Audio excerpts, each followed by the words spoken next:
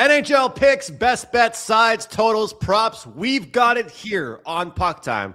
WagerTalk TV, April 23rd. It's Thursday. Hope you guys made some money last night in the NHL. Carmine Bianco, Terry Edelman joining me today. Of course, always have Carm with me, and we're happy to have Terry with us to break down. He's going to touch on one game. Carm will get to that, let you guys know the rundown. It's bounce back day for me. It was a great Tuesday and not so great Wednesday. So for the guy that commented yesterday that said, settle down, there's no chance the Penguins will win. Well, congrats to you, man, because you were right. But I'm not happy because I went against what I said all day long. I was going to do Pittsburgh first period, and I changed my mind last minute to taking the full game. That was not pretty whatsoever. We got a series in Anaheim as it goes back to Anaheim 1-1. The Oilers keep giving up those goals, guys. I'll tell you. Carm will bring you in, man. The playoffs, another overtime. This time, I couldn't stay up for it, man. I had to go to sleep. How was your night last night? Some more wild games. Yeah, they were wild, all right. 1-1 night in the NHL, which, given how my day had started, not the greatest soccer day. I have a lot more great ones than I do bad ones, but it was a bad one. And then I couldn't stay up to watch like double overtimes in the Minnesota one. I'm like, at that point, too much going on for the next few days. Like, I hate to turn off a game, Andrew, in which it's overtime and it's the playoffs, but it was only game 3, and it was Dallas that ended up winning, so that was good for me. The Oilers didn't show up. They were leaking oil last night, Andrew. We got I don't know what happened with that goaltending in Edmonton. Neither goalie was any good. That was an exhibition game. Hey, bad turnover by McDavid, too. We can't forget about that. McDavid also almost gets injured. But it just continues to blow my mind. Like, I'm sorry, but if Tristan Jarry, I saw this, and you and I like to talk a little bit of advanced metrics together. You know who 2 of the worst 3 goalies have been analytically this playoffs? Tristan Jarry and Stuart Skinner. What do those guys have in common? Well, they both played for the Oilers in the last 2 seasons. So that's unbelievable. And I'll tell you what, that Minnesota series, we won't ask Terry about it because I know he's not happy. But I'll tell you, I think it's going to be, I told you yesterday, it's going to be a zigzag. Like, if there's one series I believe in the zigzag for, it's that series. And look, Pittsburgh, Philadelphia, I truly believe, Carm, Philadelphia was the better team for the second and third period. The first period belonged to Pittsburgh. But for Brian Rust to take the elbows, a few kicks and stuff, and then for an extra person to get taken off, I think that changed the game. And one thing that we're learning about the postseason, and I don't want anyone to misconstrue me here, I love playoff hockey. I love physical hockey. But Carmine, when you look at the deadline now, when you look at guys that get picked up at the deadline, it's going to be all tough guys now. It's going to be all third-line players. You look at the Minnesota Wild, what they did, picking up a great third-line guy, a tough guy. That's what it has to be, because let's put it lightly. Look at the last couple winners. Look at all the teams that are winning so far. The more scumbags you have on your team, the more you're going to win these battles. It seems like it's best for you. The more dirty plays you have, the better off your team is, as long as you can throw some skill in there. Absolutely agree with you, Andrew. And I'm glad you're not going with the stoic look today, because that was freaking me out the other day. I was like sitting across from like the Undertaker or something. Hey, it's because when we have 3 people on, I'm not taking a shot at you or anybody, but I don't know. I know. I don't know when it's my turn to talk again. I'm just standing there waiting to talk again. I ran out of all of my words. You got to put your hands up every once. But I'm waiting for my turn, man. Anyways, I would caution people against judging teams off of like one bad loss in a series. Minnesota didn't look. Dallas didn't look good in game 1, but they've rattled off 2 games. The Oilers didn't look good last night. Quite pathetic, to put it mildly. But will they be better? They're going to have to be better, or they're going to be on their way out. But yeah, Final thoughts, because we got to get going. Philadelphia. I said it yesterday, and I get it. The price was low. The Pittsburgh Penguins have not solved the Philadelphia Flyers. They're keeping them to the outside. They're clogging up the neutral zone, and they're not giving them second and third shots on goal. And Dan Vidar is playing extremely well. That's a sweep. I just don't see how Philadelphia would want, actually they don't want to, but how they would lose at home and have to travel again to Pittsburgh, which is not far away, obviously, for a game 5. You don't want to give Mo, don't give Mo any reason to change teams. Mo right now is enjoying his time with the Philadelphia Flyers. Carm, it's a Kyle Dubas run team. Let's not forget how good the Maple Leafs always looked going into the postseason. But things change once you go into the playoffs, man. And look, it's true. Kyle Dubas, look, he knows how to build a team. Does he know how to build a playoff team is the question. Yeah. Well, salary cap hurt it, but bad decision making, helped Toronto be where they are right now, which is in trouble, which even before Dubas got there, they spent a lot of money, Pittsburgh, on players, and then they went out and spent another $55 million on a offensive defenseman. I don't get it. But with that said, Andrew, this one is going to be a good one. We talk about 3 very good games tonight, Carolina and Ottawa. Let's have a look. I'm pretty sure the odds on this one. There we go. 124 on the Sens, Andrew, plus 103 on the Canes. The Canes up 2-0 in this series. Could be 1-1, could be 0-2. Depends on how you viewed those games, but I say they were tight. Andrew, I think it loosens up a little bit in Ottawa tonight. I'm looking for some scoring in this one. I'm going over 5.5. I'm going against the norm or the trend of these teams staying under. Did you see the video the Ottawa Senators Twitter account put out this morning? Absolutely priceless. That young guy that did that music video again outside the arena that everybody was hating on. I can't believe just a pretty cringe-worthy music video. And he puts a video out. He's like, I'm in Taiwan now. He's like, the Ottawa Senators have sent me to Taiwan. They did not like my music video. The whole fan base didn't like my music video. So they have sent me away. Absolutely comical. Respect him for going into the bit. But I couldn't really believe what I was seeing out of that video. But great stuff here from Ralph Michaels. Got to bring this up here. First 2 games of a series go under as we change venues and go back to Ottawa for game 3, 21-14-2. That's 60% to the over since 2016. If the first 2 games of the series, and I believe this bodes well even more for the first round. Look, I lost on the first period over in the last one, Carm. I'm going to go right back to it because the last time I lost a first period over was the Vegas and Utah series. And the next game, they hit it within 6 minutes. So sometimes if you lose a bet, you can't be scared to go right back to it the next game. And so that's my plan here. That's my outlook on Carolina and Ottawa. First period over. And there is an option at some sports books. And unfortunately, I worry about giving these out as client plays just because everybody might not be able to access these, but for most domestic books, you should be able to. Carm, there's an option for first goal of the game, first goal, first period type of thing here. And you can get first goal, first period, Ottawa Senators at plus 120. No goal is plus 400. Carolina is plus 135. What did we see yesterday? And I didn't even follow my own instructions.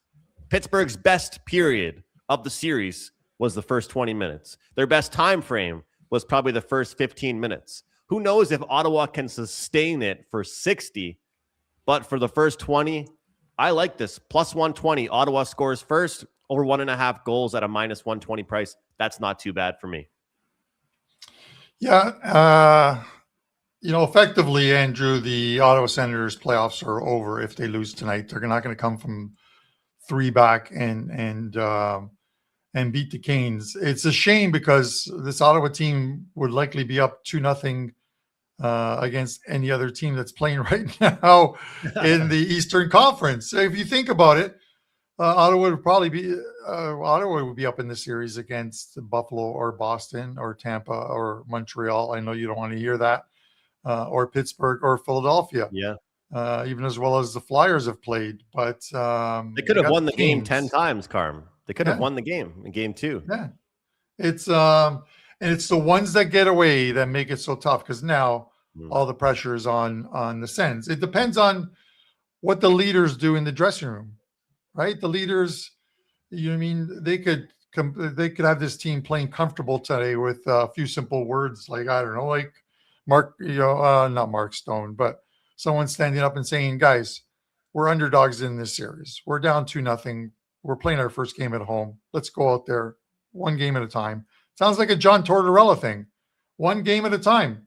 Yeah. You can't win game 4 before you've played game 3. So I think this is the best time for the Sens to get a win. I think it prolongs the series, not much, because I think if the Sens win tonight, the Canes win game 4, and then I'll take the Canes to win in game 5 as well, too.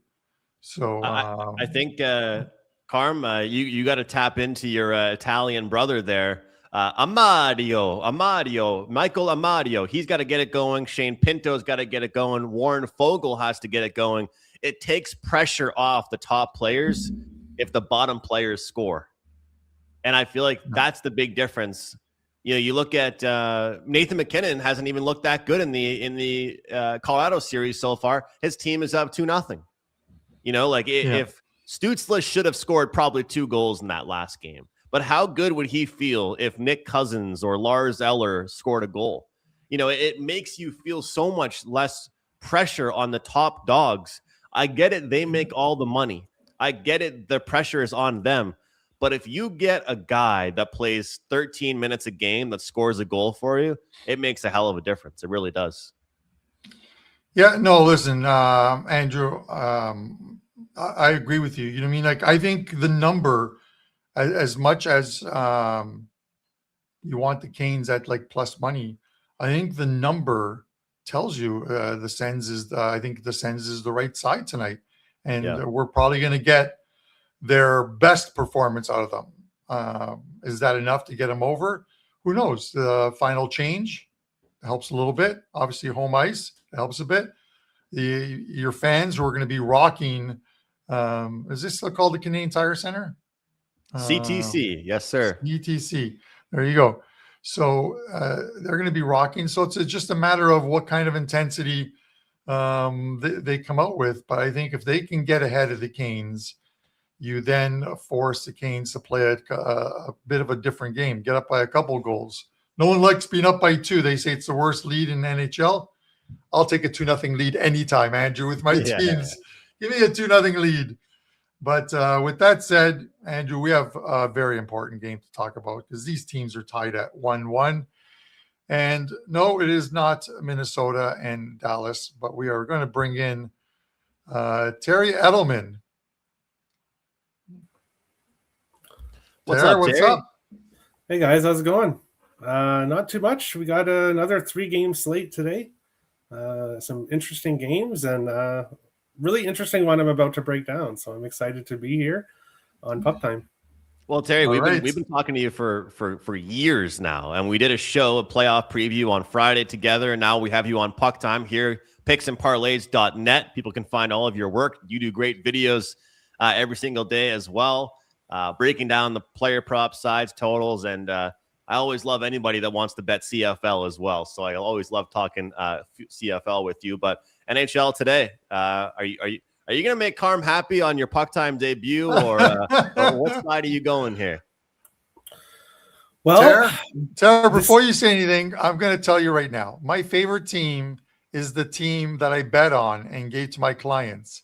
So if it's the Bruins tonight and I haven't loaded any plays, then so be it, the Bruins.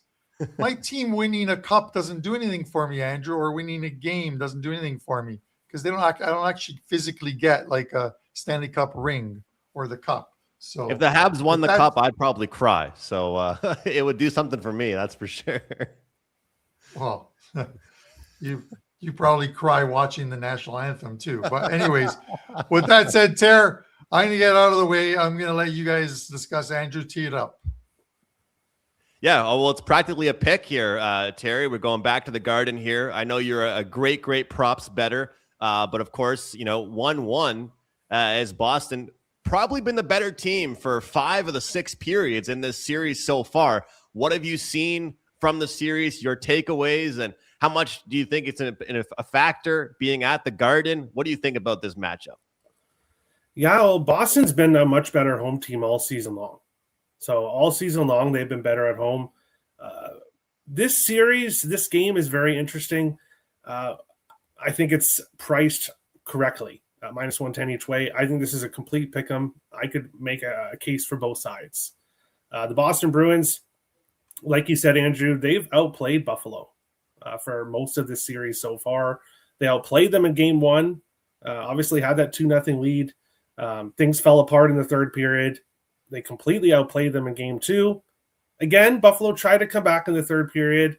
When I look at it, now we're heading to Boston. So now obviously Boston has home ice advantage, but the Buffalo Sabres, they started the season 2-9-2 on the road.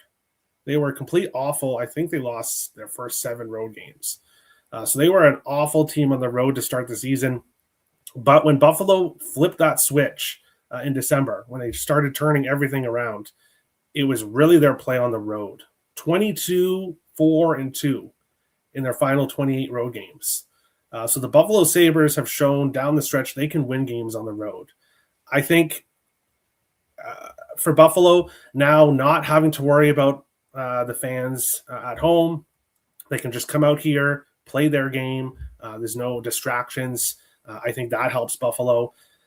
But Boston's completely outplayed them in this series so far. So when I look at the side here, I think this is an incredibly difficult game to bet side-wise. But I would lean with the over. I think we're going to get goals here on both sides. And as Andrew said, I'm a player props expert. That's my favorite thing to bet is player props. I have the most success with it. And when I was looking at the Buffalo Sabres, we didn't know heading into this series who's going to be a playoff performer for the Buffalo Sabres, because of course it's been a long time since they made the playoffs, so we really haven't seen anybody in the playoffs for the most part. Of course, Alex Tuch had some experience. Other guys had a little bit of experience, but for Buffalo in general, haven't really seen who's going to be their playoff performer. And one guy I've really noticed, and he's got a ton of value here in this game, is Owen Power.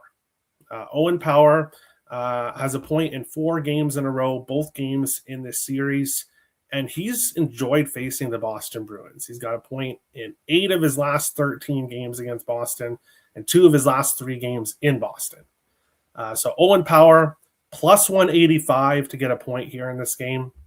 I think there's incredible value with that, with the way he's played in this series. And then for the Boston Bruins, you got to go with Morgan Geekie. Anytime goal here, plus 210. Scored in 5 of his last 6 games, both games in this series. 7 of his last 11 games against the Sabres, he scored, and 4 of the last 6 at home against Buffalo, he scored a goal. So for me here, Owen Power point, Morgan Geekie anytime goal. Really great value on both props here in this one. All right. Awesome stuff, Taryn. Appreciate you joining us. Tell people, we got some people, we surprised some people. Tell people where they can find you and what you have up today and tomorrow. And there's a pretty good deal for first-time buyers as well, too. Yeah, so I'm over on picksandparlays.net.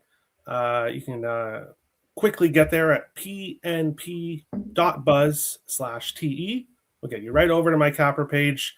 And there's a great special, especially for WagerTalk customers. You get your first picks package at Picks and Parlays for $1 if you use promo code BUCK at checkout. So you can go and get any package you want, and it's only $1. Your first package over on the site. Today I have a MLB play here in the afternoon. I know it's a hockey show, but I'm on a 20-6 run in Major League Baseball, up over 20 units in the last 6 days. So baseball's going really well right now. Got to play up in the afternoon. I will have plays in the NHL coming up later this afternoon for tomorrow. So if you want hockey, you can wait and grab that play, but only $1, your first package, your first picks package on the site. It's a great deal. Tara, wish you the best of luck. Sabres in Minnesota in the Stanley Cup Finals is what every TV executive wants to see. Minnesota and Buffalo in the Stanley Cup Finals. I would love to see it. I've got futures on the Sabres to win. Not just the wild part, but I've got futures on the Sabres to win the East and to win the Cup already. So I would love a Sabres Wild. All right, man. Take care. We'll catch you later. Thanks, Terry. See you guys.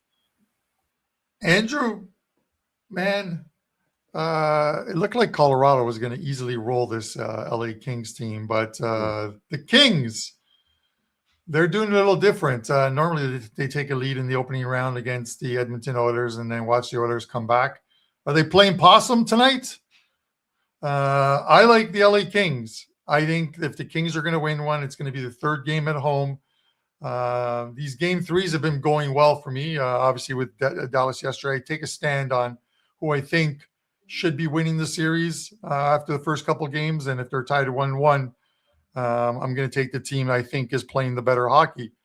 The Kings are giving a hard time right now, and they're right in it in that last game. I think first game at home, their way of getting back into the series. It's like you say, you never lose a series unless you lose a game at home. So if the Kings can win their 3, at least they'll force a game 7 in Colorado. And, game 7, anything goes. Give me the Kings tonight. I am on the plus money tonight, Andrew. What are your thoughts? You have a same game parlay for us on this?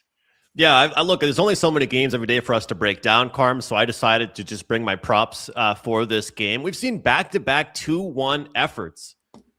Back-to-back 2-1. The exact same scoreline here. We've got some player props to look at, expecting this one to maybe open up a little bit here.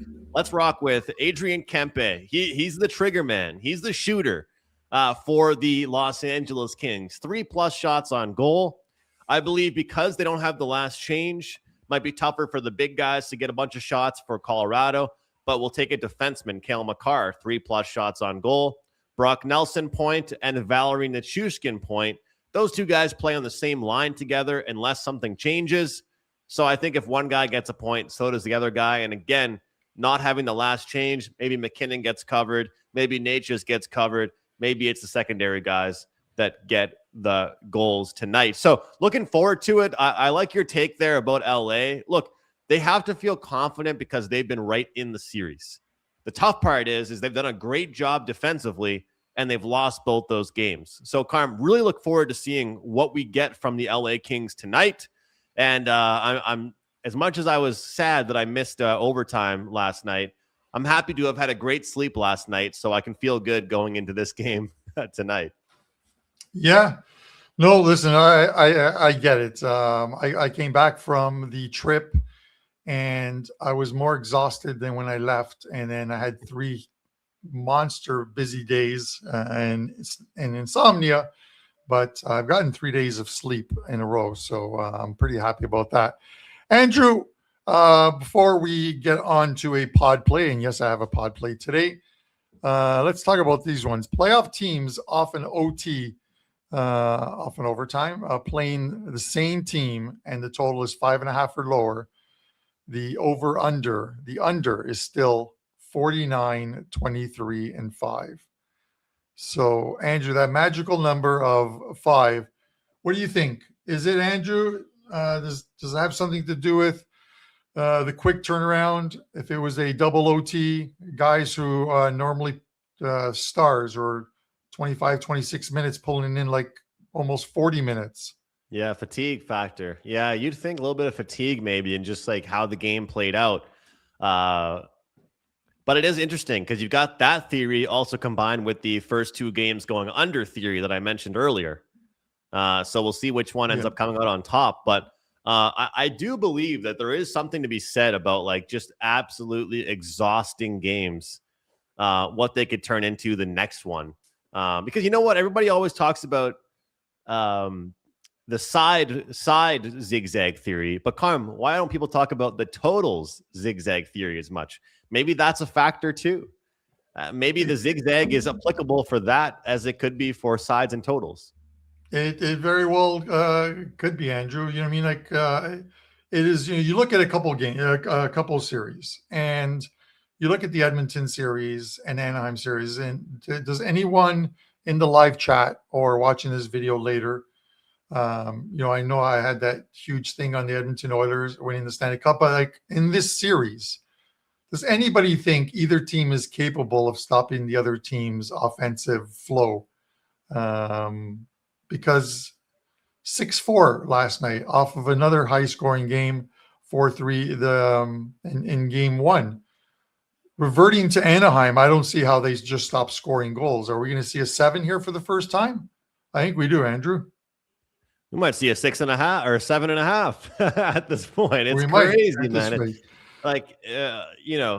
The first period over hit with ease, the full game over hit with ease.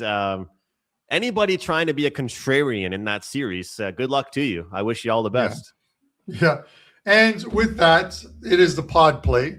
So the other series that I'm talking about, when it comes to like goals over and under, is, you look at the Carolina series, and it's a series in which your over or under bet could be dead by the second period. If the goalies continue to show up, there's just not going to be a lot of goals in this game. But I think the venue switch, I think the first game in Ottawa, and they've been in this series throughout. I like them to win tonight. And when you like a team to win, they've got to do it by scoring some goals as well, too. I think over 5.5 is the contrarian play. But I'm going to take it. These are two teams with solid goaltending that have played lights out defense in the first two games. Doing it 3 in a row is awfully tough. So I'm looking at taking the over here. And if it hits, I will come back with a pod on the over in game 4. All right, Karma. I'm looking forward to it, man. I'm looking forward to I think should be a great game. Every day there's these games and I'm like, oh man, what a game. I hope tomorrow is just as good. And then it's like the next day there's just a fantastic game as well. So Carm, luckily for me, it was more of a quiet day yesterday for me. I had the Penguins and I had the first period for the Oilers, plus money on the Oilers play. So at least with that loss, we don't lose a ton of units there with that one. But 7-1 run with 5% NHL plays. We're locked and loaded. We're ready to roll here tonight. These best bets have been fantastic.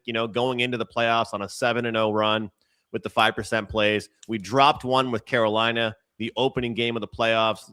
They played their asses off. They won 2-0, didn't get to 4 goals, but found one today that I really do like. So you guys can get that at WagerTalk.com. You can also get the PuckTime BOGO special. If you want my 5%, get Carmine's plays too. Get 3 days of both of us in one special, or you can get 6 days for the price of 3. That deal is still available at WT.buzz/AM. Let's have a night. Let's make some money in the NHL. I cannot wait. Carm, close it out for us, man. All right. Andrew, I'm going to have a couple plays up in the NHL tonight. I've already mapped out everything up until game 5 for some of the teams. So 2 up for tonight. I'll have 2 up on Friday, 3 Saturday, and 2 on Sunday. Let's go 9-0 in the NHL. We can do it. Why not? If the 6-60 can go 6-0, the 9-0 is a possibility here. No soccer today.